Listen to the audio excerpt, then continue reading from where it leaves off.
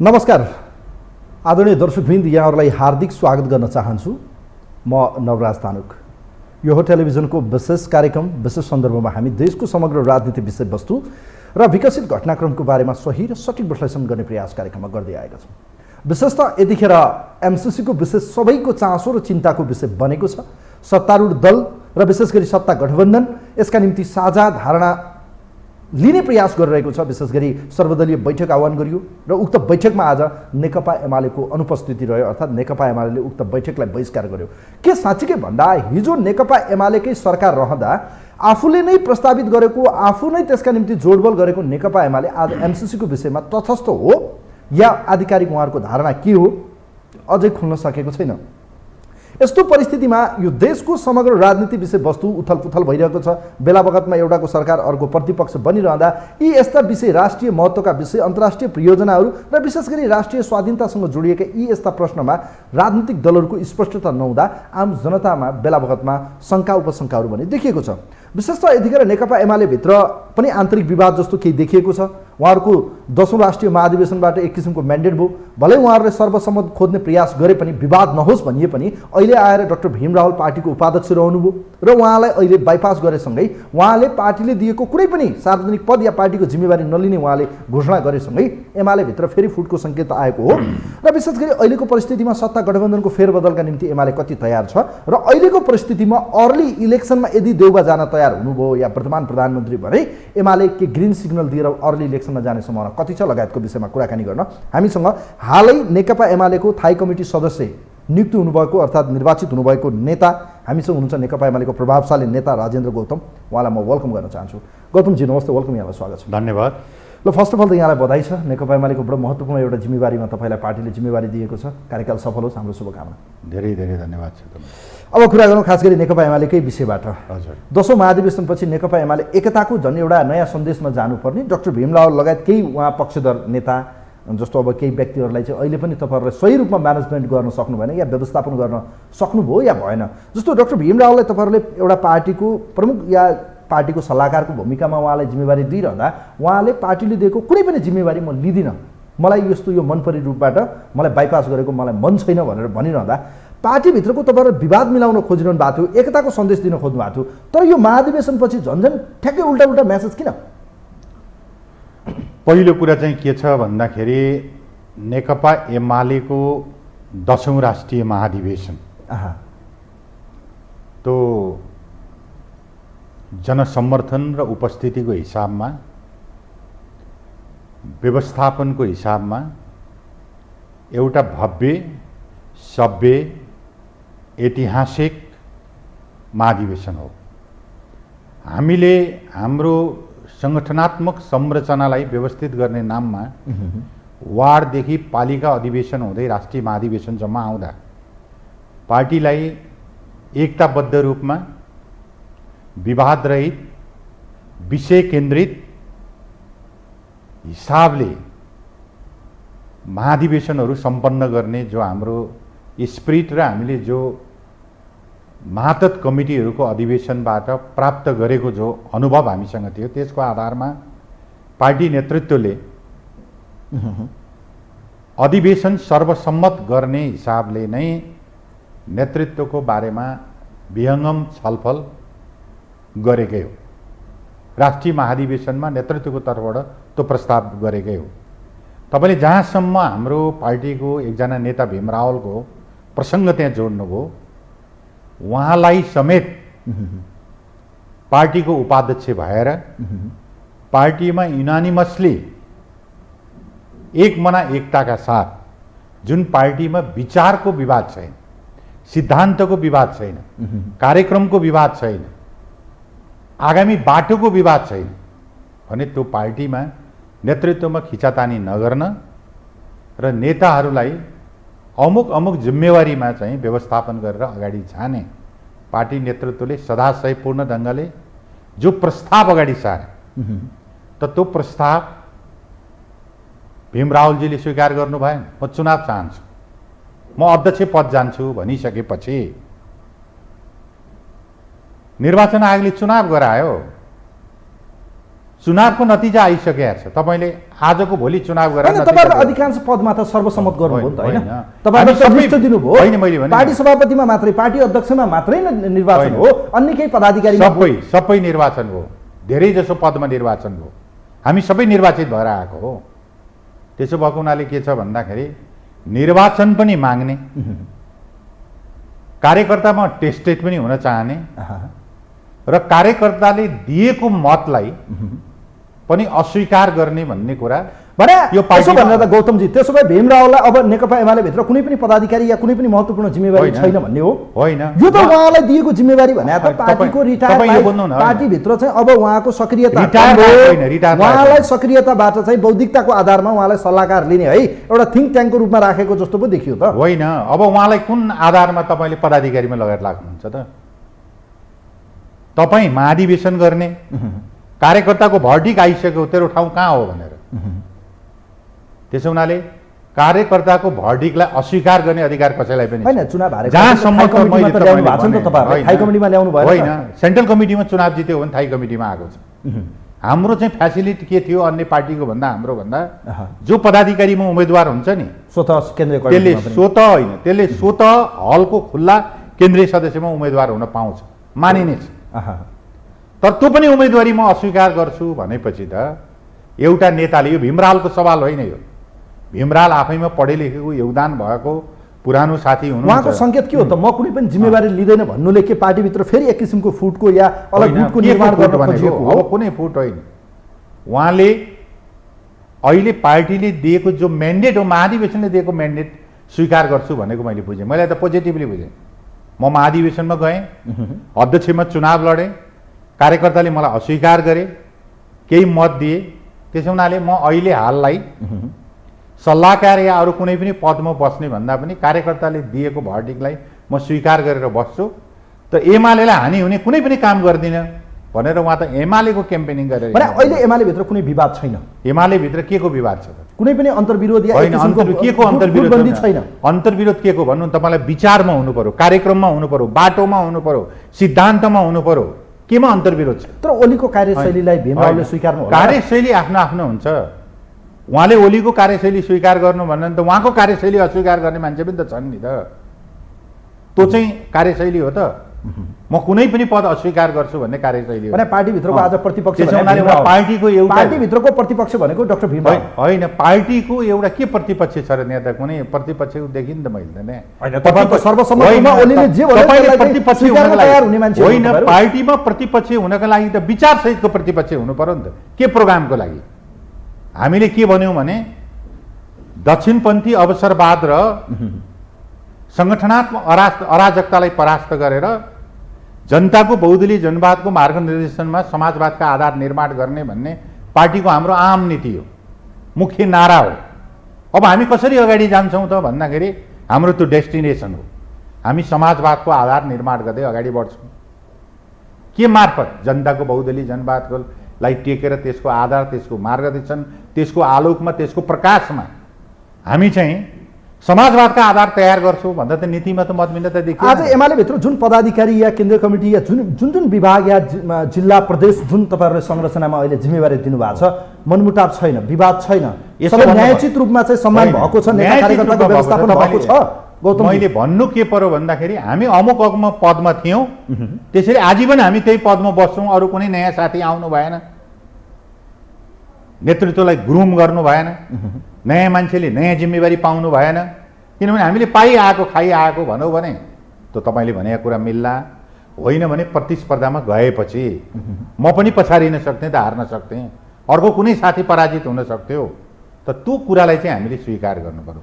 मैले जित्दा सही, मैले मागेको पद पाउँदा चाहिँ सही भन्न मिल्दैन। 22 भएको देख्नु भएन तपाईँले? मैले देख्दिनँ केही। अब जिम्मेवारीमा मागेको पद सबैले नपाएको, मैले पनि पाइरहेको छैन मागेको। म जे काम गर्न चाहन्थेँ त्यो त मैले पनि त पाएको छैन नि। तपाईँ त आज बढुवा हुनुभयो नि त केन्द्रीय त्यसो भएको हुनाले कमिटीबाट अहिले त्यो त मेरो लगानीले म चाहिँ के अरे भनौँ 35-36 सालदेखि लगातार आन्दोलनमा बसिरहेको छु। झन्डै के अरे भनौँ 13-14 वर्षदेखि सेन्ट्रल नेतृत्वमा बसेर क्रियाशील छु भने त त्यो त कामको आधारमा भएको हो। त्यसो खै ठिक छ, अब यो तपाईँहरूको पार्टीभित्रको विषय भयो। अब करेन्ट इस्युमा जाउँ, करेन्ट एफेयरहरू के छ वर्तमान राजनीतिको विषयमा तपाईँसँग म चर्चा गर्न चाहन्छु। हजुर। विशेष गरी अहिले 2-3वटा मुद्दाहरू बडो महत्त्वपूर्ण मुद्दाहरू बाहिर सतहमा देखिएको छन्। विशेष गरी आज प्रधानमन्त्री एवं सत्तारूढ दल या सत्ता गठबन्धन या विशेष गरी प्रधानमन्त्रीले सर्वदलीय बैठक बोलाउनु भयो, त्यहाँ विभिन्न एजेन्डाहरू थियो होला।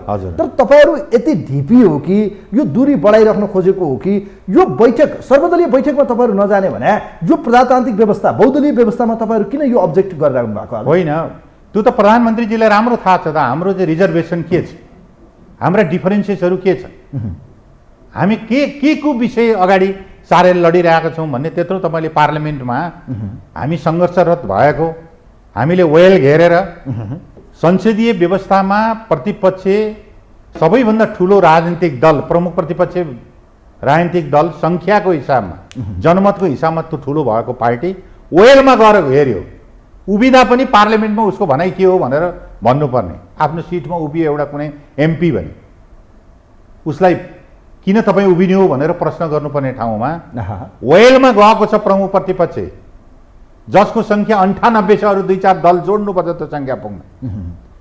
अनि त्यसलाई जोर जबरजस्ती पेलेर एक किसिमको भन्छ भन्दाखेरि पेलेर जथाभावी ढङ्गले पार्लियामेन्ट चलाउने र प्रमुख प्रतिपक्षको कुनै एजेन्डा के हो भनेर टेबलमा नबस्ने, त्यो विषयमा कुरै सुनवाई नहुने, त्यसको अपिलै नलाग्ने भन्ने कुनै ठाउँ हुन्छ।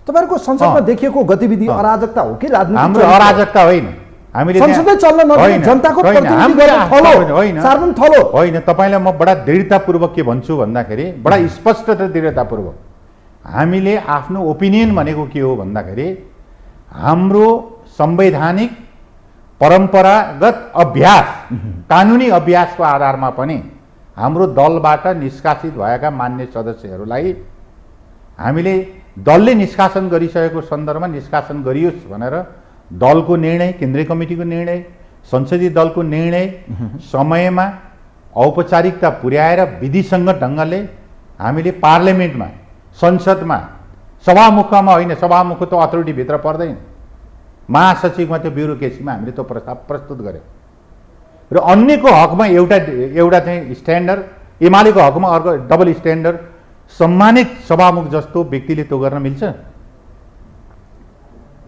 एउटा यो प्रश्न, एउटा गम्भीर प्रश्न।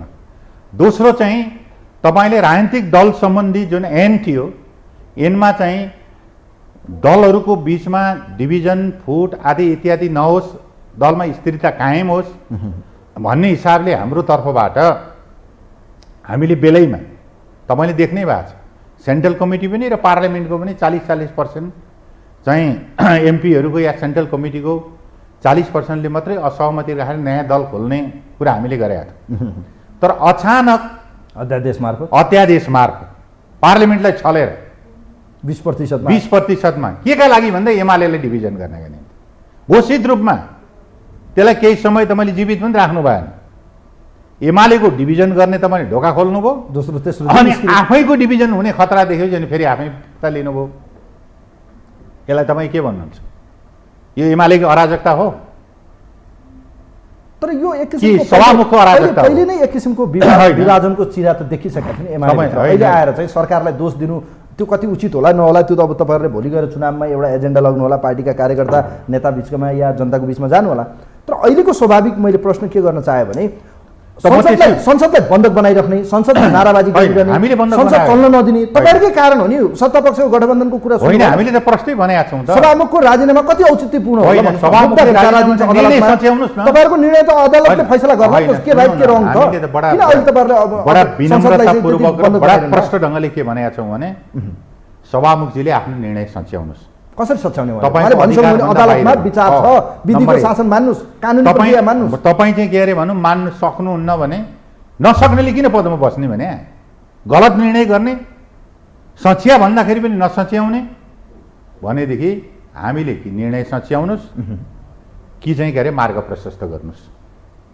हाम्रो कुनै अपारदर्शी छैन भने त्यसो भने अदालतको निर्णयको कुरा गर्नु भने अदालतको निर्णय पर्खेर बस्नुहोस् न। त्यसो भने तपाईँ किन धक्का मारेर प्रमुख प्रतिपक्ष वेलमा आएर बसेका छ, आफ्नो कुरा बडा शालीनतापूर्वक, बडा संयम भएर त्यस्तै हुन्छ के अरे लडाइँ। हामीलाई थाहा छैन पार्लियामेन्टमा अन्य दलले कसरी अर्थमन्त्रीको बजेटको तपाईँलाई याद छ पुनर्स्थापना भएपछि या पुनर्स्थापित यो संसद बनेपछि झन्झटिले हेर्नुहोस् त अहिलेसम्म तपाईँहरूले संसदको के अभिगत बनाइदिनु भएको छ, के मेसेज गएको छ? हामीले एमाले यो संसदीय व्यवस्थामा संसदलाई चाहन्न भन्ने देखाउनु भएको छ। नेकपा एमाले संसदको यो गरिमामय संसदको एकदम उच्च सम्मान गर्छ। हामीले यो ल्याएको व्यवस्था हो।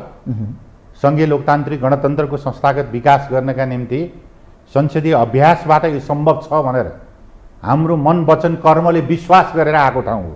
तर आज हामीले त्यहाँ जुन वातावरण देखिरहेछौँ नि, जुन वातावरण देखिरहेको छ दुनियाँको लोकतान्त्रिक मुलुकहरूको हेर्नुहोस् न, प्रमुख प्रतिपक्ष वेलमा आएर बस्दाखेरि त्यहाँको रुलिङ पार्टी या चाहिँ सभामुख त्यसको चाहिँ के अरे भनौँ एडमिनिस्ट्रेसनले के गर्छ? तपाईँहरू विधि शासन कानुन मान्ने पार्टी हो कि तपाईँहरू? लोकतान्त्रिक विधि प्रक्रिया मान्नु होइन, 100% हामी मान्छौँ। अनि अदालतको विचारलाई पर्खिने कि अदालतको निर्णयलाई पर्खिने कि तपाईँहरू चाहिँ अदालतले एउटा सभामुखले ज्यादती गरिरहने, सभामुखले ज्यादती गरिराख्ने? सभामुख भने अदालतले निर्णय गर्ला नि त, तपाईँहरू हो र निर्णय गर्ने? अदालतले निर्णय गर्छ भने अदालतको निर्णय गर्नुभन्दा त्यो ज्यादती किन गरिरहेको छ?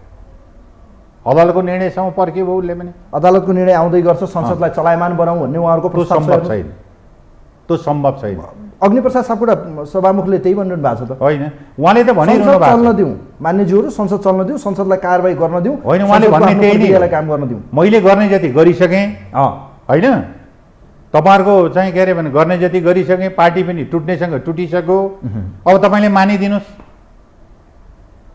भन्नुको के अर्थ छ? पार्टी विभाजनको अहिलेसम्म तपाईँहरूलाई रिस मरेको छैन? त्यसो भए रिस मरेको होइन, प्रतिशोधले तपाईँलाई प्रतिशोध पनि होइन, विभेदकारी अन्यायपूर्वक जो सभामुख जस्तो सिङ्गो संसदको नेताको हैसियतले त्यो एउटा गरिमामय पद जो हो नि, सम्मानित सभामुख भन्ने जो पद हो, त्यसको आचार विचार, त्यसका केही मोरल भ्यालुहरू छ, त्यो पदको तटस्थता, त्यसको मर्यादा। तपाईँहरूको यो माग छ नि जुन मैले हेरिरहेको छु गौतमजी, हजुर, सभामुखको राजीनामा दिने बित्तिकै सबै गाँठो फुक्छ भनेर भनिरहनु होइन, यो बार्गेनिङ हो जस्तो देखिन्छ कि के को बार्गेनिङ? हामीले त रियल मुद्दा उठाएर भनिरहेको छौँ। के को बार्गेनिङ र सर? यसमा कुनै बार्गेनिङ छ र? बार्गेनिङ छैन। एउटा बार्गेनिङको रूपमा नबुझ्न भन्छौँ हामी। निकास कसरी? उहाँले दिने बित्तिकै राजीनामा दिने बित्तिकै चयन प्रक्रियामा फेरि उहाँले राजीनामा नगर्ने भने सच्याउनुहोस् न आफ्नो निर्णय। तपाईँले एउटा पार्टीको विषयमा एउटा निर्णय, माओवादी पार्टीको विषयमा अर्को निर्णय, अर्को पार्टीको विषयमा चाहिँ अर्को निर्णय हुँदैन नि त। त्यो निष्पक्षता देखिएन नि। अहिलेको निकास के त फेरि? अहिलेको निकास त निर्णय संसदको निकास होइन कि निर्णय सच्याउने कि उहाँले चाहिँ बाटो मार्ग प्रशस्त भने राजीनामा दिएपछि बाटो खुल्छ, निर्णय सच्याएपछि पनि बाटो खुल्छ। सबै बल चाहिँ त्यसो भए सभामुखको हात। यो सबै वितण्डता जे भइरहेछ नि अहिले, त्यो सभामुखको कारण भइरहेछ। यसो भनिरह त तपाईँहरूले यो खास गरी माधवकुमार नेपालहरूप्रति अलिकति बढी नै तपाईँहरू पूर्वाग्रही देखिनु हो कि? होइन, हामी किन पूर्वाग्रही हुनु? उहाँहरू त विधि सम्मत निर्वाचन आयोगले उहाँहरूलाई वैधानिकता दियो भने तपाईँहरू को हो भने वैधानिकता नमान्ने? संविधानको अपव्याख्या र अदालत र निर्वाचन आयोगको चाहिँ दुरुपयोग गरेर जो चाहिँ के अरे भनौँ भयो नि, त्यसको चाहिँ तिनवटा कुरा छ। सभामुखको गैर जिम्मेवारीपन, संविधानको अपव्याख्या, अदालत र निर्वाचन आयोगको दुरुपयोग गरेर जो निर्णय भयो त्यसका निम्ति हाम्रो आपत्ति, त्यो निर्णयमा हामीले असहमति जनाएका हौँ र हामीले बडा स्पष्ट ढङ्गले आफ्नो माग प्रस्तुत गरेका छौँ। त्यो दुनियाँलाई थाहा छ। त्यसो हुनाले एमालेलाई दोष देखाएर मूल विषयबाट चाहिँ त्यसलाई के अरे विषयान्तर गर्ने। आजको यो जुन सत्ता गठबन्धनको बैठक या सर्वदलीय बैठक थियो नि, त्यो बैठक बहिष्कार गर्नुको पछाडिको रिजन भने तपाईँहरूको अहिलेको मुद्दामा जान नखोज्नु भएको हो कि माधवकुमार नेपालहरूप्रति तपाईँहरू अलिकति बढी नै अझ एग्रेसिभ हुनुभयो? एग्रेसिभ हुनुपर्ने कारणै छैन। उहाँहरू नयाँ दल खोलेर गइसक्नु, के को एग्रेसिभ? अनि त्यो बैठकमा किन नजानु भएको? होइन, त्यही त हाम्रो यो मुद्दा जीवित छ। यो मुद्दामा प्रधानमन्त्रीजीलाई कुनै चासो छैन। रुलिङ पार्टीको, देशको प्रधानमन्त्री, कार्यकारीको हिसाबमा पार्टी उहाँलाई मतलब छैन। यो विषयमा चाहिँ के अरे भनौँ मजाक गर्न मिल्छ। त्यसो भएको हुनाले हामीले यस्ता इस्युहरू बनाएर हामीले असहमति व्यक्त राजनीति भएन र भने कसैले निषेध गरे जस्तो भयो नि? होइन, हामीले कसैले अन्य दलहरूसँग सहकारी नगर्ने राष्ट्रिय एजेन्डा महत्त्वपूर्ण संसद बन्धक छ, संसदलाई चलायमान बनाउँ उहाँहरूको प्रस्ताव छ। दोस्रो राष्ट्रिय आज सार्वभौम सत्ताको विषय, राष्ट्रियताको सवालको विषय, राष्ट्रिय परियोजनाको विषय, यति महत्त्वपूर्ण महत्त्वाकांक्षी योजना एमसीसी को विषय चाहिँ आज विचाराधीन छ, प्रेसर छ प्रधानमन्त्री र सत्ता गठबन्धन। होइन, एमसीसी को बारेमा त हाम्रो त प्रश्न छ त कुरा। पहिले चाहिँ एमसीसी को बारेमा तपाईको सत्तारूढ गठबन्धन चाहिँ एमसीसी को बारेमा के भन्छ त? अनि तपाईहरु के भन्नुहुन्छ? तपाईहरुको धारणा? हामीले भन्ने त छँदैछ। हामीले त के भनेका छौँ भने हाम्रो केही समय अगाडि कार्यदलले दिएको रिपोर्टको आधारमा, पार्टीको कार्यदलले दिएको रिपोर्टको आधारमा केही संशोधन सहित यसलाई पारित गरेर लिएर जाने भन्ने हाम्रो पुरानो ओपिनियन। त्यसमा नेकपा एमालेबाट दृढतापूर्वक उभिएकै छ। तर हाम्रो भनाइ के हो भने हाम्रा बारेमा हाम्रो ओपिनियन जान्नुभन्दा पहिले गठबन्धनमा यसमा युनिटी छ। गठबन्धन तपाईँ एकमत हुनुहुन्छ यसमा? त्यो अरूको कुरा छोड्नु न गौतम सर, तपाईहरुको स्टाइल हाम्रो त सरकारले जोडबल गरेको होइन तपाईहरुले? त्यो त दुनियालाई थाहा छैन भने एमाले दुई जिब्रे बन्न मिल्छ, दुई जिब्रे हुँदैन एमाले। हामीले त गरे हिजो तपाईहरु सरकारमा हुँदा यसलाई पास गर्नुपर्छ भनेर संसदमा टेबल गर्न खोज्नु भएको सभामुखजीलाई सोध्नु महरा हुँदाखेरि होइन? अहिलेकै सभामुखज्यूलाई तपाईहरुले प्रेसर गरेको होइन? एमसीसीलाई टेबल गर्नुस् प्रेसर गरेकै होइन। सभामुखजीले चाहिँ त्यसलाई टेबुलेसन भएको विषयलाई किन छलफलमा लिएर आउनु भयो? त्यो पार्लिमेन्टको चाहिँ आफ्नो चाहिँ बिजनेस भइसकेको थियो नि त एमसीसी। पार्लिमेन्टको बिजनेस भइसक्यो। पार्लिमेन्टमा टेबुलेसन भइसकेपछि सरकारको तर्फबाट ठिक छ तपाईँले भनेको कुरा, तत्कालीन हाम्रो पार्टीका अध्यक्षको नेतृत्वको बनेको सरकारले त्यो प्रस्ताव त टेबुलेसन गरौँ नि त, टेबुल गरौँ नि त लगेर पार्लिमेन्टमा। कसले रोके हो त? त्यो रोक्ने पनि यी छन् भने तपाईहरु एमसीसीको पक्षमा हो? एमसीसीको विपक्षमा होइन हामी। विपक्षमा पनि होइन? विपक्षमा होइन। पास एजिटिभ पास गर्ने कि यसलाई केही संशोधन? केही संशोधन सुधार सहित पास गर्नुपर्छ, त्यो देशको हितमा छ भन्ने कुरा हो हाम्रो। त्यसो भएको हुनाले पहिले हाम्रो चाहिँ ओपिनियन के हो भने सत्तारूढ दलले नै आफ्नो ओपिनियन क्लियर गरेका छैन। कांग्रेसले भन्छ सभापति कांग्रेसले भनेर मात्रै हुन्छ।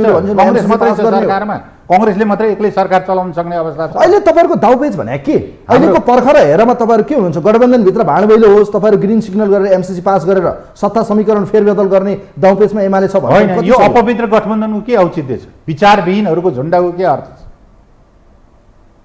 हामी त विचारविहीनहरुको झुण्डा। यो एमाले विरुद्धको मोर्चाबन्दी मात्रै हो। यो प्रतिगमन विरुद्धको होइन? के को प्रतिगमन? प्रतिगमन विरुद्धको, यो संविधान खानेहरु विरुद्धको। कसले खाए संविधान? तपाईहरुले उहाँहरुको आरोप त्यही छ त? होइन, उहाँहरुले लाउने कुरा ठिकै हो त, त्यति अलग नगए त एमालेसँग एक्लै लड्न सकिँदैन, भिन्न सकिँदैन। एमाले त आक्षेप लगाएर त्यति मात्रै हो र? तपाईले चाहिँ के अरे भनौँ, अब हामीलाई त एउटा चुनौतीको पर्खालबाट आएका छौँ नि त हामी त। तपाईले भने एकीकरण भङ्ग भएको अवस्था, केही व्यक्तिहरू बाहिरिएको अवस्था, त्यसपछि गएर पार्टी विरुद्ध चौतर्फी हमला भएको अवस्था, त्यसपछि सत्ताबाट विस्थापित भएको अवस्था, त्यसपछि संविधानको अपव्याख्या र अदालत र निर्वाचन आयोगको दुरुपयोग गरेको अवस्था, विभिन्न शक्ति केन्द्रहरू, बाहिरी भित्री शक्ति केन्द्रहरूले चौतर्फी हमला गरेको अवस्था र एमाले चाहिँ कमजोर भयो है भन्ने एउटा मनोवैज्ञानिक असर चाहिँ नेपाली मनोविज्ञान तयार गर्नका निम्ति उहाँहरूले गरेका जुन पनि खेल हुन् नि, यी सबैको सार हो जो गठबन्धन भनेको। यसको न कुनै विचार, त्यसैले यसलाई हामीले अवसरवादी गठबन्धन भनेको छ। यसको न औचित्य छ। तर उहाँहरूले भन्नुभएको छ वामपन्थी लोकतान्त्रिक गठबन्धन संविधानका बचाउनका निम्ति, यो व्यवस्था रक्षाको निम्ति प्रतिगमनका विरुद्धको सशक्त मोर्चाबन्दी र गठबन्धन हो। किन भन्नु? त्यो कहाँसम्म जान्छ हेरौँ नि त हामीले पनि। यो कम्युनिस्ट पार्टीको सरकारलाई गिराएर बुर्जुवाहरूलाई अगाडि सारेर कम्युनिस्ट नामका नामधारीहरू, नामका चाहिँ कम्युनिस्ट, कामका चाहिँ अवसरवादीहरूको गठजोडबाट यो सरकार कहाँ जान्छ? यसको डेस्टिनेसन कहाँ हो? त्यो त हामीले बुझेको। तर यो सरकार निर्माणको बडो महत्त्वपूर्ण ब्याकबोन भनेको आज माधव नेपाल हो। माधव नेपालले तपाईँलाई घिसारेर आज बालकोट पुर्याएको, यो कुरा हेक्कार होस्।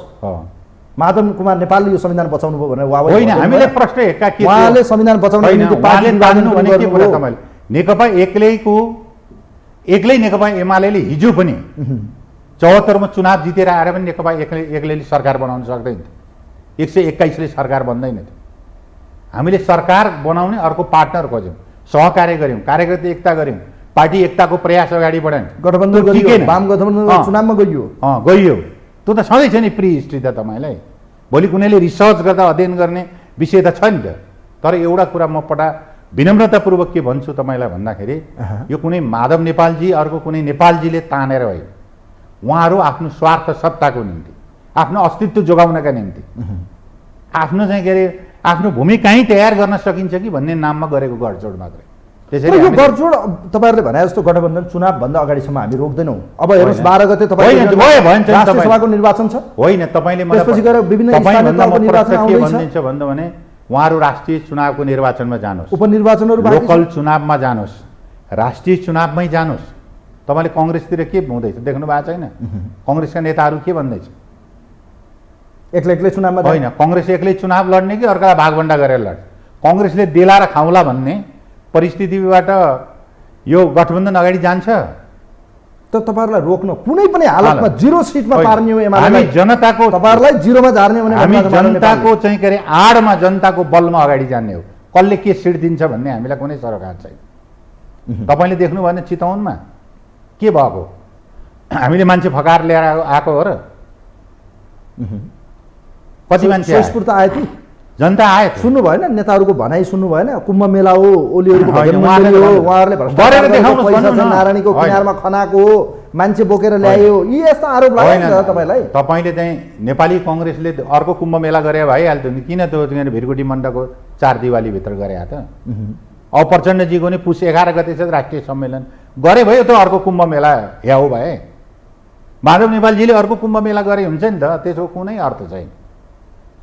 जनतामा स्थापित पार्टीलाई, जनतामा आधार भएको पार्टीलाई चाहिँ के अरे हामी मिलेर गठजोड गरेर परास्त गर्छौँ भन्ने त्यो रोक्छौँ। तपाईहरुलाई कुनै पनि हालतमा रोक्छौँ भनेर भन्नु माधव नेपाल र प्रचण्डको एउटै कुरा छ कि कुनै पनि हालतमा रोक्छौँ।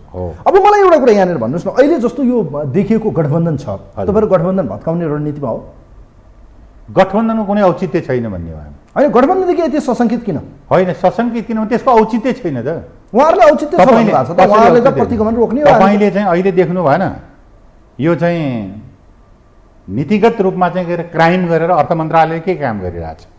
गठबन्धन यसैको लागि हो। मान्छेले कसैले आयसरो देखाउनु नपर्ने, पैसा जहाँबाट ल्याएर पनि हुने, ठुलाहरू मोटाउने सानाहरू थिचिने खालको चाहिँ कस्तो नीतिहरू आइरहेछन् तपाईले हेर्नुहोस् त। नजिकबाट मिडिया हामीले यही सरकारको एउटा चाहिँ के अरे एउटा पात्रको त्यो भूमिका छ भने सरकार के गर्दैछ? यो पान्दलीय गठबन्धन के गरेर बसिरहेछ? कि कमिसन मागेर मन्त्रालय मार्फत कमिसन मागेर खाएर बसिरहेछन् प्रधानमन्त्री अनि गठबन्धनका नेताहरू कि त्यसलाई सच्याउँछन्? उहाँहरूले त भनिरहनु भएको छ नि त, यो आवश्यकता भन्दा पनि परिस्थितिले निम्त्याएको हाम्रो चाहिँ परिस्थिति हो। आज संसद दुई पटक भङ्ग नभइदिएको भए यो आज गठजोड हुन्थेन या गठबन्धन हुन्थेन। तपाईँले भने जस्तै परिस्थिति ल्याइदिने, तपाईँहरू अहिले दोष जति गठबन्धनलाई दिन मिल्छ? होइन, हामीले दोष दिएकै होइन, मैले त रियालिटी ग्राउन्डमा जे छ त्यो कुरा गर्दैछु। तपाईँहरूले आफू काम गर्न सक्नुभयो? होइन, हामीले गरे जति यो सरकारले काम गर्ने भने त यो सूर्य नै पश्चिमबाट उहाँहरूले त भन्नु भएको छ त, हामीलाई जनताको म्यान्डेट थिएन, यो त परिस्थितिले बनाउनु पो बाध्य पारेको। ओलीको सबै जोड्दा त म्यान्डेट छ भन्दा भइयो नि, पार्लियामेन्टबाट नै बहुमत सिद्ध गरेर नि सरकार चलाइरहनु। अहिले तपाईँहरूको जस्तो विरोधको आवाज मैले देख्छु, तपाईँहरूप्रति चाहिँ अब यो देख्दाखेरि कम्युनिस्ट भर्सेस कम्युनिस्ट जस्तो देखिन्छ। हेर्नुहोस् है, माधव कुमार नेपाल र प्रचण्डजीको टार्गेट तपाईँहरू या ओली या विशेष गरी नेकपा एमाले, तपाईँहरूको मुख्य टार्गेट हो भने माधव नेपाल या प्रचण्ड। कांग्रेसलाई त तपाईले छुँदै नछुने हुनु होइन, हाम्रो त दुश्मन भने अहिले कम्युनिस्ट किन? त्यो तपाईहरुले गर्ने माधव नेपाल मात्र होइन, त्यो तपाईहरुले गर्ने एनालाइसिस हो। हामी त फ्रेश म्यान्डेटमा जान चाहिरहेछौँ। हाम्रो त प्रतिस्पर्धा त आम्ने सामने त नेपाली कांग्रेससँग हुन्छ त। हामीले कहाँ चाहिँ के अरे भनौँ यस पार्टी या चाहिँ माओवादी पार्टी चाहिँ हाम्रा प्रतिस्पर्धी हुन् भनेर हामीले के भने? अनि उहाँहरूलाई मोर्चाबन्दी गर्दा के चाहिँ गाह्रो? होइन, मोर्चाबन्दी अप्ठ्यारो भयो, होइन, मोर्चाबन्दी गर्ने त्यसको औचित्य नदेखेर भने हो हामी। त्यसको सैद्धान्तिक, कार्यक्रमिक, योजनागत या चाहिँ मुलुक बनाउने भन्नु भने अर्थमन्त्रीका चर्तिकाला देखिरहनु भएको छ तपाईँले। मुलुक कसरी बन्दैछ दुनियाँलाई थाहा छ। उहाँहरू प्रगतिशील क्रान्तिकारी शक्तिहरू एक ठाउँमा आएर चाहिँ होइन, अब चुनावमा गठबन्धन गर्ने भन्नुभएको छ। यदि नभए पनि कांग्रेससँग नभए पनि त्यो त शब्दमा त जे पनि भन्न सकियो। हामी क्रान्तिकारी हौँ सबैभन्दा, व्यवहारमा के गर्दै हुन्छ त्यो पो हेर्छौँ त हामी त। अब एकातिर संसद चलेको छैन, अर्कोतिर यो एमसीसी को विषय छ। अहिले तपाईहरुले यसो कार्डहरू फालेको देख्दाखेरि हामीलाई के लाग्छ भने एउटा टु बी अनेस्ट एउटा इमानदारीपूर्वक एउटा विश्लेषण गर्ने हो भने अहिले एमाले परिस्थिति हेर्दाखेरि बरु कांग्रेसलाई चाहिँ यो एमसीसी ल्याओस्, गठबन्धनका यी दलहरूले साथ नदिए पनि एमाले साथ दिने र त्यसलाई चाहिँ देशलाई चुनावतिर लग्ने रणनीतिमा हो तपाईहरु? अर्ली इलेक्सन मेबी अब मध्यावधि निर्वाचन होइन, अब के मध्यावधि निर्वाचन हुन्छ? जसले 4 वर्ष पुरा गरिसक्यो अब हुने भनेको निर्वाचन नै तपाईहरुलाई त जति सक्दो चाँडो अहिले चाहियो नि त हो, हामी किनभने अहिले त माधव नेपालहरुको संगठन होइन, बनेको छैन प्रचण्डहरुको संगठन हामी त बन्दै छ अझ पनि तपाईलाई नै दुनियाँलाई थाहा छ कि नेकपा एमाले इलेक्सनको पक्षमा छ दुनियाँलाई थाहा छ यो कुनै विश्लेषण गरिरहनु पर्ने विषय नै होइन हामी चुनाव चाहन्छौँ नभए यस्तो खालको अवसरवादी गठबन्धन गरेर पार्लियामेन्टमा चाहिँ के अरे भनौँ चाहिँ विपक्षलाई के अरे विपक्षको कुनै कुरा नसुनेर रौँ प्रतिपक्षलाई एकदम के अरे थर्काएर हर्काएर पार्लियामेन्ट चलाउने योग्यता यो गठबन्धनले राख्न सक्दैन यो गठबन्धनभित्रका केही मान्छेहरूलाई यो गठबन्धन जरुरी छ उनलाई चिना चाहिएको छैन अलि पछिसम्म नै एक गठबन्धनमा अरू थपथाप गरेर उहाँहरूको संगठन मजबुत बनाउँदै हुनुहुन्छ माधव नेपालहरु एक दुई वर्ष उहाँहरू एक वर्ष अझै लम्बियो भने त उहाँहरूको संगठन त तपाईहरुको जत्तिकै हुन्छ नि होइन उहाँहरूले त त्यो अपेक्षा गर्नु ठिक छ दिउँसै सपना देख्न पाइन्छ सपना त देख्न पाइन्छ नि तर सत्य त्यो होइन त्यसैले हाम्रो आग्रह के हो भने तपाईँले भने जस्तो हामी चुनाव चाहन्छौँ नयाँ फ्रेस म्यान्डेट अहिलेको समीकरण जस्तो भनौँ न अब संसदमा चाहिँ एमसीसी आयो मानिलिनुहोस् हजुर सत्ता गठबन्धनभित्रको तपाईँहरू दाउपिस हेर्नु भयो भन्नु खोजेँ मैले होइन दलको त विभिन्न सम्भावनाहरू हुन्छ नि अनि त्यसो हो भने त संसद चलेन संसदमा एमसीसी टेबल भयो या भएन भने पनि संसदले काम गर्न सकेन भने प्रधानमन्त्रीसँग अप्सन के हुन्छ त अब चुनावमा जाने मलाई चुनावमा जानुहोस् भन्दैकै छ किनभने सिनेरियो देखिन्छ क्या एमसीसी प्रधानमन्त्री अगाडि बढाउन चाहनुहुन्छ संसदले काम गर्न देला नदेला त्यो समयले देखाउला तपाईँहरूको विरोध जारी छ यो परिस्थितिमा चाहिँ सत्ता गठबन्धनभित्र समझदारी हुन सकेन भने अहिले तपाईँसँग अन्तर्वार्ता गर्दा पनि बालुवाटारमा बैठक छ सत्ता गठबन्धनको उहाँहरूको बिचमा अन्डरस्ट्यान्डिङ भएन यो विषयमा भने प्रधानमन्त्रीले संसद विघटन गरेर अर्ली इलेक्सनमा जाने सम्भावना छ कि छैन त्यसको हामी हार्दिक स्वागत गर्छौँ खुसियाली मनाउनु त्यसो बास लड्डु खाने भने एमाले अहिले अर्ली इलेक्सनको पक्षमा छ अर्ली नभन्नुहोस् न इलेक्सनको पक्षमा अब के को अर्ली 4 वर्ष पुरा भइसकेपछि इलेक्सनको पक्षमा त बास भने अहिलेको समीकरण फेरबदल हुन यदि चाह्यो भने एमाले सरकारमा गएर चुनावमा जाने सम्भावना कति छ होइन राजनीति चाहिँ सम्भावनाको खेल हो विभिन्न सम्भावना हुन्छन् राजनीतिमा त्यसैले अहिले किनभने तपाईहरुको सहयोग बिना न एमसीसी पास हुन्छ न संसद तपाईहरुको सहयोग बिना चल्न सक्ने अवस्था छ नेकपा एमालेको हातमा दुवै अहिले लड्डु छ भनौँ न एकातिर संसद पनि तपाईहरुले बन्द बनाउनु भएको छ अर्कोतिर एमसीसी को पनि बल तपाईहरुले चाहे भने मात्रै पास हुन्छ यो संसद बन्दक बनाएको एमालेले नै सभामुखजीले बन्दक बनाउनु भएको यो उहाँले आफ्नो आचरण अनुसारको व्यवहार नगरेको हुनाले उहाँले तटस्थ भूमिका निर्वाह नगरेको हुनाले उहाँले सभामुखको भूमिका निर्वाह नगरेको हुनाले एउटा पार्टी कार्यकर्ताको भूमिका निर्वाह गरेको हुनाले संसद बन्द भएको हो एमालेको कारण संसद बन्द भएको भए यो कुरा पहिले प्रष्ट हुनु पर्यो र राजनीति विभिन्न सम्भावनाको खेल हो हामी निर्वाचन चाहन्छौँ अब सम्भावनाभित्र गठबन्धनको औचित्य छैन भने प्रधानमन्त्रीजीले सोच्नु पर्यो अनि तपाईँहरूको चाहना भने गठबन्धन फुटोस् हामी चाहिँ सहयोग गरेर भए पनि प्रधानमन्त्रीज्यू शेरबहादुर देउवा बनाइराख्न चाहने हो पहिले त गठबन्धनले आफ्नो कुरा क्लियर गरोस् न तपाईँ त्यो दिनु न आधार किन गर्नुहुन्छ गठबन्धनले एमसीसीका बारेमा तपाईँले देखिनुहुन्छ गठबन्धनका विभिन्न जनसङ्गठनहरू त्यहाँ भएका उहाँहरूको त न्यूनतम साझा कार्यक्रममा एमसीसी छैन हेर्नुहोस् अहिले प्रधानमन्त्रीज्यू अलि जोडबल गर्दै हुनुहुन्छ प्रचण्ड र माधव नेपालको भनाइ के छ भने एजिटी हामी पास गर्न सक्दैनौँ केही संशोधन सहित गयो भने हामी जान तयार छौँ भन्नुभएको छ अब एमसीसीले संशोधन हुँदैन सक्दैन जो तपाईँले अब यो निर्णय परिस्थिति के हुन्छ त अब निर्णय गर्ने अधिकार शेरबहादुर देउवाको हातमा आयो नेपाली कांग्रेसको हातमा आयो उहाँ त ल्याउने उहाँ संसदमा लग्ने पेलेर भए पनि तपाईहरु के गर्ने त्यो बेला हामी पान दलको औपचारिक ओपिनियन हेरेर हामी हाम्रो धारणा बनाउँछौँ प्रधानमन्त्रीलाई सहयोग गर्ने त्यसो भए प्रधानमन्त्रीजीले सहयोग माग्न हात अगाडि बढाएर आउनु भने प्रधानमन्त्रीलाई कहिले सहयोग नगर्ने भने उहाँसँग तपाईँहरूको लेनदेन मिल्यो उहाँ तपाईँहरूले चाहे जस्तो इलेक्सनमा उहाँ जान तयार हुनुभयो भने उहाँहरूको प्रस्तावलाई पनि स्वीकार्न सकिने अवस्था होइन सम्भावनाको खेल हो राजनीति कुनै पनि बाटो अख्तियार गर्छ एमालेले हामी क्विक उहाँहरू गठबन्धनले आफ्नो ओपिनियन सार्वजनिक गरेपछि उहाँहरू पार्लियामेन्टमा आउनुभयो त्यो मुद्दा लिएर प्रधानमन्त्रीजी सहयोगको हात बढाउनु भयो उहाँले भने हामी विदिन हामी निर्णय गरेर हामी कहाँ जान्छौँ भन्ने कुरा उहाँलाई जवाब दिन्छ कस्तो चलाक है तपाईँहरू धेरै चलाक हुनुहुन्छ राजनीति फेरि चातुर्यताकै खेल हो हेर्नुहोस् हुन त त्यसमा पनि फेरि झन् माहिर हुनुहुन्छ ठोस परिस्थितिको ठोस मूल्याङ्कन गरेर अगाडि जाने हो अहिले हेर्ने हो भने नि जस्तो अहिले गौतम सर यो परिस्थितिबाट निकास बडो राजनीति जटिलता फसेको जस्तो हामी चाहिँ बाहिरबाट देख्छौँ राजनीति अस्थिरता जस्तो किन बनेको किन चाहिँ तपाईँहरूलाई यत्रो म्यान्डेट थियो तपाईँहरूले बचाउन सक्नु भएन भलै परिस्थिति जेसुकै भए पनि त्यसैले त हामीले चुनावमा जान्छौँ। चुनावमा तपाईँले दिने किन चाहिँ भोट क्या किन दिने फेरि तपाईँले हिजो गरेर संसद चाहिँ दुई पटक भङ्ग गर्ने अब के मुखले चाहिँ जनताको बिचमा तपाईँहरू माग्ने होइन जनतामा जाने हाम्रा दर्जनौं मुद्दाहरू छ। के छ मुद्दा? दर्जनौं मुद्दा छ। मुलुकको रूपान्तरण र परिवर्तनका निम्ति हामीले चालेका कदमहरू, समृद्ध नेपाल र सुखी नेपालीको हाम्रो अभियानलाई पूरा गर्ने कुरादेखि लिएर दर्जनौं मुद्दाहरू लिएर जान सकिन्छ। एमाले जनताको विरुद्धमा केही बिगारेको छैन, जनतालाई धोका हुने काम केही गरेकै छैन। चाहे त्यो चाहिँ तपाईँले सामाजिक क्षेत्रमा होस् या चाहिँ पूर्वाधार विकासको क्षेत्रमा होस् या कनेक्टिभिटीको क्षेत्रमा होस् या कुनै पनि क्षेत्रमा भने नि त मैले कुनै पनि क्षेत्रमा त्यो त हामी स्पष्ट हामीले गरेका 41 महिना सरकारमा बस्दाखेरि गरेका हाम्रा राम्रा कामहरूको सूची लिएर हामी जान्छौँ। हामी अगाडि बढ्न चाहन्छौँ, जनतालाई जे हो त्यही भन्छौँ हामी। त्यसो भएपछि त जनता कन्भिन्स गरेर लिएर आउने नि त। जनता कन्भिन्स भएर त चितवनमा आयो, देख्नुभयो नि तपाईँले। हामीले कसैलाई भाडा दिएका छैनौँ। ओभर कन्फिडेन्स किन? ओभर कन्फिडेन्स त्यो जनताको साथ भएर अरू के हुने र हामीसँग?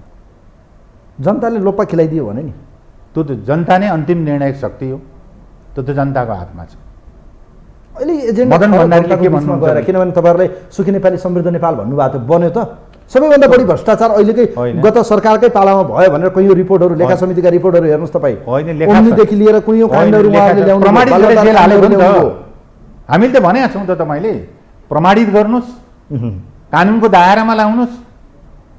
जसले जसले चाहिँ गरे त्रुटि गरेका छन् समातेर जेल हाल्नुहोस् न त। कोही किन नसके तपाईँ?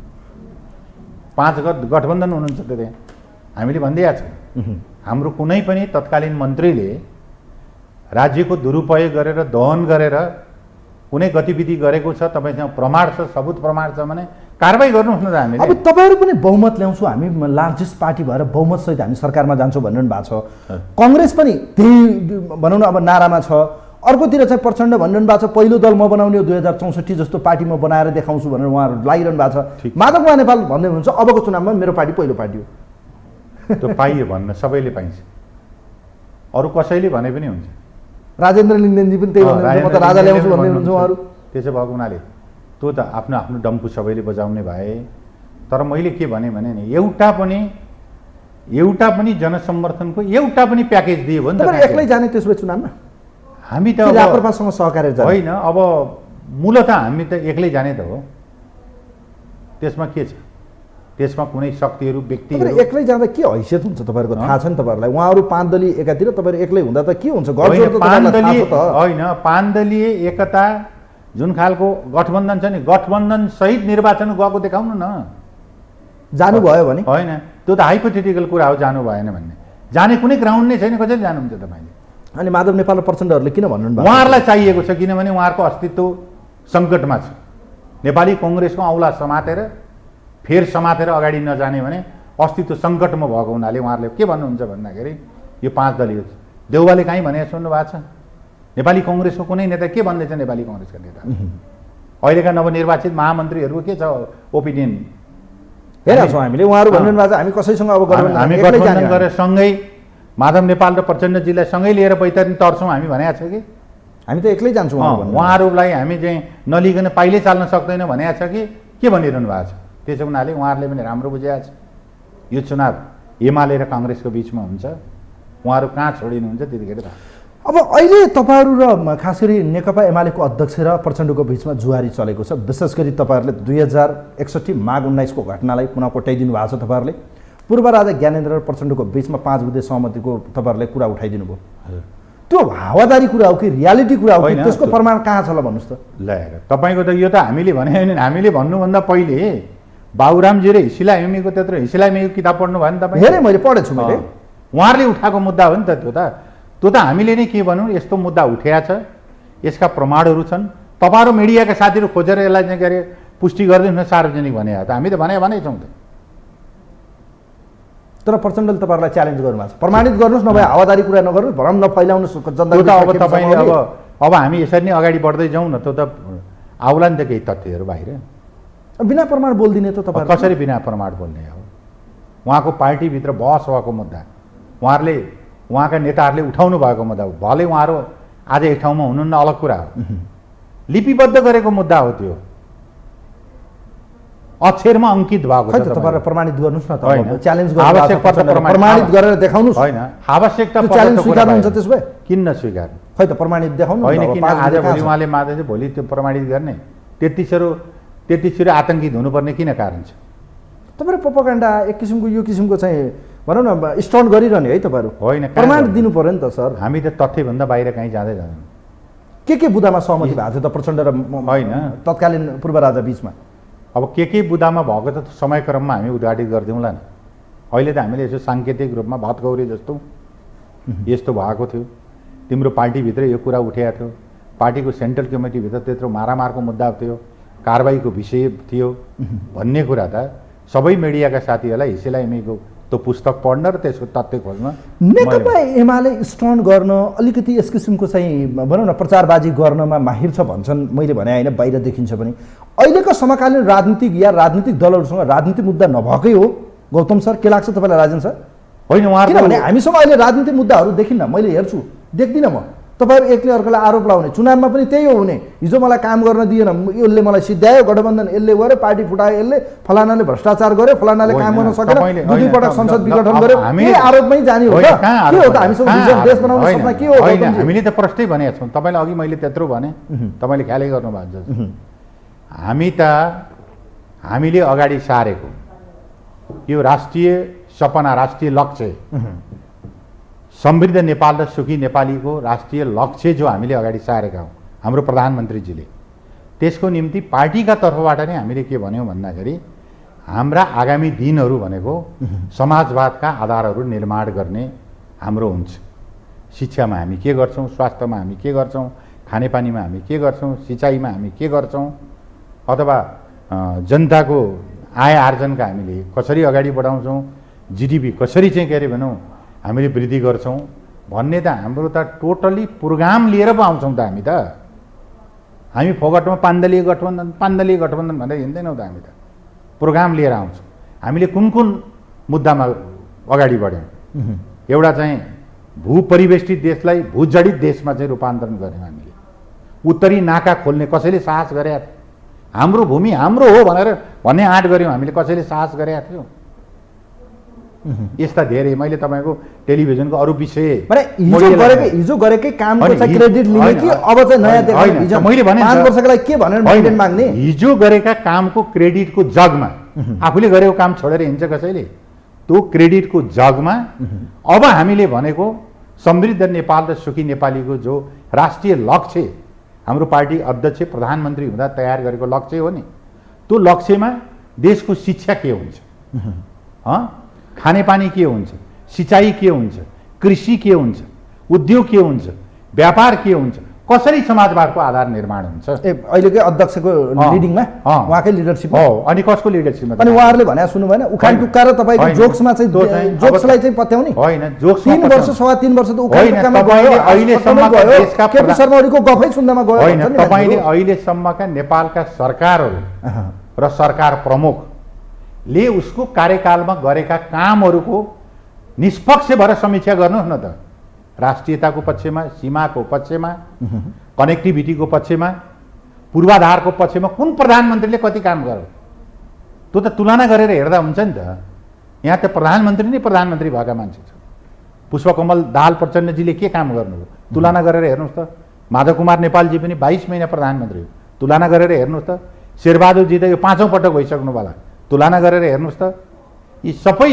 टेस्टेड भएका राजेन्द्र गौतमजी मलाई लागेको प्रश्न आम जनताको एउटा यो प्रतिनिधिमूलक प्रश्न एउटा सिम्बोलिक मैले तपाईँलाई प्रश्न राख्छु आज धेरैले के भन्न थाले भने दलहरू फेलियर भए है आज संविधान एउटा शङ्काको घेरामा आयो संविधान कार्यान्वयन हुन अझै कठिनाइ छ प्रदेशहरूको हामीले रिजल्ट हेर्ने भने अहिले पनि तिनको प्रतिशतको रूपमा कुरा गर्ने भने 20-25% भन्दा बढी उहाँहरूको रिजल्ट नै आउन सकेन कयौँ हामीले प्रदेशको कुरा गर्ने भने व्यवस्थामाथि प्रश्न खडा भएको छ तपाईहरु आज राजनीतिक कर्मीहरू भएको नाताले गर्दा जनताका बीचमा गएर आज भन्यो भने यत्रो बलिदानबाट ल्याएको व्यवस्थामाथि आज प्रश्न चिन्ह खडा भएको छ कि आज गणतन्त्रले जनतालाई के दियो यो संविधानले जनतालाई के दियो लोकतन्त्र आयो लोकतन्त्रमा जनता किन आज भोकमरीले मर्नु परेको छ आज मल नपाएका समाचारहरू तपाईले देखिरहनु भएको छ किसानको हालत के छ व्यवस्थाले के जनतालाई निराश पारे मलाई भन्नुस् त किन निराश पारे यो व्यवस्थाले राजनीतिक दलको विकल्प राजनीतिक दल नै हो तपाईले यो प्रिन्सिपल होइन, यसलाई व्यवहारबाट पनि हेर्नुहोस्।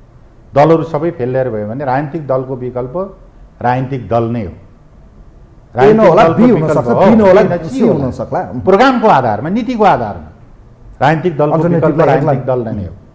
अर्को दलले राम्रो प्रोग्राम दिनु पर्यो नि त। त्यसो भने अर्को दल एउटा फेल हुने हो भने त्यसैले लोकतन्त्रमाथि प्रश्न उठ्छ भन्दा त्यो चाहिँ गलत कुरा हो भन्ने लाग्छ मलाई अहिले।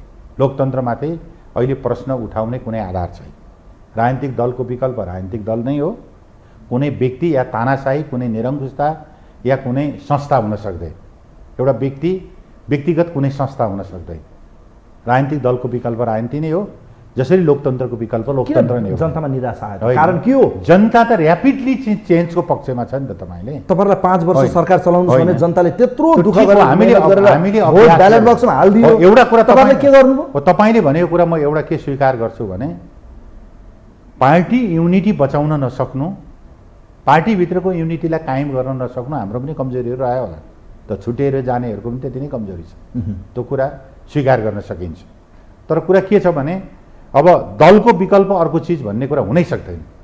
तर मान्छेले किन भन्न थाले संविधान फेल भयो, व्यवस्था फेल भयो, यो व्यवस्थाको विकल्प खोज्नुपर्छ, वैज्ञानिक समाजवाद ल्याउनुपर्छ, यो व्यवस्थाले जनतालाई निराशा दियो, यो व्यवस्था फाल्नुपर्छ, नयाँ व्यवस्था ल्याउनुपर्छ, यसले संसदीय व्यवस्था कामै छैन। संसदीय व्यवस्था भन्नु तपाईले अहिलेको सन्दर्भमा कुनै रेडिकल, जहाँ चाहिँ रेडिकल उठाएर राज्य सत्ता नै बदल्छु भनेर हिँड्ने प्रचण्डजीहरू पनि संसदीय लोकतान्त्रिक व्यवस्थामा नै बाट नै जनताको अभिमत लिएर मात्रै अगाडि बढ्न सकिन्छ भन्ने ठाउँमा आइपुग्नु।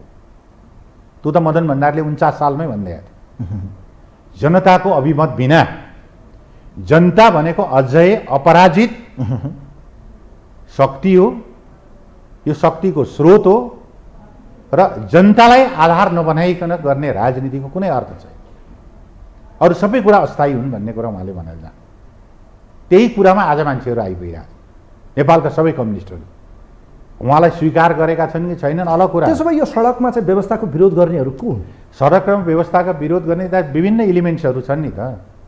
स्वचालित कि परिचालित? स्वचालित पनि छन्, आफै परिचालित पनि छन्। त्यसमा त तपाईँले त्यसका रङ रूप सबै देखेकै छन्। तपाईँ जतिको मान्छेलाई मैले यो प्रश्न त गर्नै पर्छ, तपाईँलाई पनि आफैलाई पनि कहिलेकाहीँ तपाईँले यसो मूल्याङ्कन गर्नुभयो भने, इभ्यालुएसन गर्नुभयो भने लाग्छ पनि होला के हो अहिलेको यो अस्थिरता? राजनीतिले मियो नपाए हो कि दलहरूको चाहिँ सद्बुद्धि नआयो कि नेताहरूमा त्यो भिजनरी नभए हो कि हामीले भने जस्तै साँच्चीकै एउटा नेता चाहिएको छ भन्छौँ हामी बेला बखतमा है?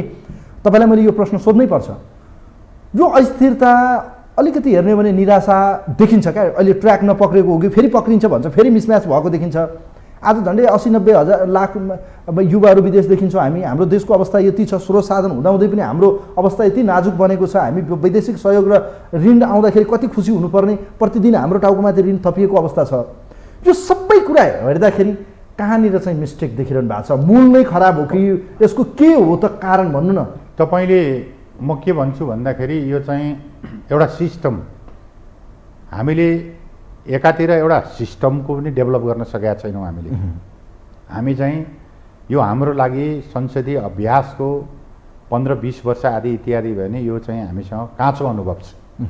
काँचो, चाहे तपाईँले लिडरसिपको उपल्लो तहमा बसेको व्यक्ति भन्नुहोस् या तल बसेको व्यक्ति भन्नुहोस्, त्यसमा चाहिँ हामीले अनुभवको पनि अभाव छ।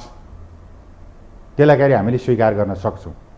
र यो चाहिँ यो अनुभवहीनताको बिचमा या राजनीतिक दलको टकराव र महत्त्वाकांक्षाको बिचमा अस्थिरतावादी शक्तिहरूले खेल्छन्, खेलिरहेछ। राष्ट्रिय रूपमा अन्तर्राष्ट्रिय रूपमा खेल्ने र परिस्थितिलाई के अरे धमिलो पार्ने कोसिस गरिरहेछन्। मलाई लाग्छ त्यो नेपालको अहिलेसम्मको राजनीतिक दलहरूको या यहाँको नेपाली जनताको मनोविज्ञान सबै चिजलाई हेर्दाखेरि यो अस्थिरता पुरा हुने देख्दैन मैले। तर मान्छेलाई अस्थिरता हुन्छ कि, सिस्टम फेल हुन्छ कि, लोकतन्त्र कोल्याप्स हुन्छ कि, सङ्घीय लोकतान्त्रिक गणतन्त्र प्रोजेक्टहरू एमसिसी या बिआरआई या विभिन्न किसिमका देशी विदेशी यो यस किसिमका प्रोजेक्टहरू आउँदाखेरि, राष्ट्रिय महत्त्वका प्रोजेक्टहरू आउँदाखेरि शङ्का हुन्छ। हेर्नुहोस् मान्छेहरूलाई, तपाईँहरूलाई पनि चिन्ता हुन्छ होला राजनीतिले स्थिरता ल्याओस् भन्ने हामी चाहन्छौँ। हेर्नुहोस्, किनभने लामो समयदेखि हामी यही व्यवस्थाका लागि पेड हिसाबमा बुझ्नु हुँदैन भने चाहिँ मलाई चाहे एमसिसी भित्रको कन्टेन्टको कुरा होस्, चाहे बिआरआई भित्रको कन्टेन्टको कुरा होस्, त्यो हाम्रो नेसनल हितमा छ कि छैन, नेपाली जनताको हितमा छ कि छैन र नेपालको संविधानको बर्खिलापमा छ कि छैन हेर्ने हामीले यति मलाई जाँदा जाँदा एउटा कुरा मात्रै भन्नुहोस् त गौतमजी, त्यस्तो भए हामी जस्तो यो देशको सपना देखिरहेको, तपाईँहरू जस्तो देश बनाउन हिँड्नुभएको र लाखौँ मान्छेहरू यो देश बनोस् भन्ने शुभेच्छा राख्नेहरू, एउटा प्रश्न चाहिँ के रहन्छ भने मान्छेको मनमा स्वाभाविक रूपमा यस्तो यो गन्जागोल र यो अस्थिरताको राजनीतिबाट देश बन्छ भनेर सोच्नु भने त्यो कति सत्य होला भोलि गएर पनि, या हामीले चाहिँ होइन यत्तिकै रहन्छ या यो बनाउँदैनन् नेताहरूले भन्ने हो कि तपाईँ आशावादी त पक्कै बनाउनुहुन्छ हामीलाई, तर हामी विश्वास गर्ने ठाउँ चाहिँ देख्दैनौँ। होइन, तपाईँले राजनीतिमा अहिले तपाईँले पुस्तान्तरणको जो प्रक्रिया सुरुवात भएको छ नि तपाईँले मेजर पार्टीहरूमा, जस्तो तपाईँले अहिले नेपाली कङ्ग्रेसमा गगन विश्वनाथ विश्वप्रकाशहरूको उपस्थिति, एमालेमा शङ्कर पोखरेलहरूको नेतृत्वमा उपस्थिति हुने भनेको के हो भने यो बिस्तारै राजनीति चाहिँ पुस्तान्तरणको दिशातर्फ गइरहेछ। त्यसैले आउने चुनौतीहरू, यो अस्थिरताको चाहिँ एउटा निरूपण, यो अस्थिरता नहोस् भन्ने एउटा वातावरण तयार गर्नका लागि त्यो म्याच्युरिटी, त्यो भिजन, त्यो कमिटमेन्ट, त्यो प्रतिबद्धता भनौँ न, त्यो चिजको पनि आवश्यकता पर्छ र मान्छेलाई एउटा विश्वासको वातावरण, नेसन वाइड एउटा विश्वासको वातावरण एउटा तयार हुन्छ। तर त्यो तयार कसरी हुन्छ भने पुरानो पुस्तालाई निषेध गरेर होइन, पुरानो पुस्ताकै साथमा हुन्छ नि। तपाईँले देख्नुभयो नि अहिले पनि नेकपा एमाले जस्तो दलमा केपी ओलीको आवश्यकता छ, कङ्ग्रेसमा नि शेरबहादुर देउवाको आवश्यकता त देखियो नि। पुरानो र नयाँको सम्मिश्रणबाट अगाडि गइरहेछ। त्यसो हुनाले बिस्तारै यो विकसित भइरहेको नयाँ नेतृत्वले यो एउटा विश्वासको, नेसन वाइड एउटा विश्वासको वातावरण तयार गर्नुहोस् हामी चाहन्छौँ। थ्याङ्क यू सो मच, बडो महत्त्वपूर्ण समय र विचार दिनुभयो, म आभार व्यक्त गर्न चाहन्छु। धन्यवाद। आदरणीय दर्शकवृन्द, यो विशेष लाइभ विशेष सन्दर्भमा हामीसँग नेकपा एमालेका स्थायी कमिटी सदस्य प्रभावशाली नेता राजेन्द्र गौतम आज हामीसँग हुनुहुन्थ्यो। विशेष गरी पछिल्लो समय देखिएका केही महत्त्वपूर्ण एजेन्डा, एमसिसीको विषय, सत्ता गठबन्धनको अहिलेको गठजोडले के परिस्थिति निम्त्याउँछ र प्रतिपक्ष दल जो नेकपा एमालेको दाउपेच के हुनसक्छ, संसद अवरोध छ, संसदलाई कसरी उहाँहरूले चलायमान बनाउनु होला र यो परिस्थितिमा चाहिँ सत्ता गठबन्धन चाहिँ के फेरबदल हुने, नयाँ समीकरण बन्ने सम्भावना छ या छैन, र अहिलेको परिस्थितिमा अर्ली इलेक्सन या अहिलेको समयमा चुनाव कति महत्त्वपूर्ण छ भन्ने विषयमा रहेर कुराकानी गऱ्यौँ। कार्यक्रम हेरिदिनु भयो, यहाँहरूप्रति आभार व्यक्त गर्दै आजको विशेष श्रृङ्खलाबाट कार्यक्रमको अतिथि चाहिँ म पनि बिदा हुन्छु। नमस्कार।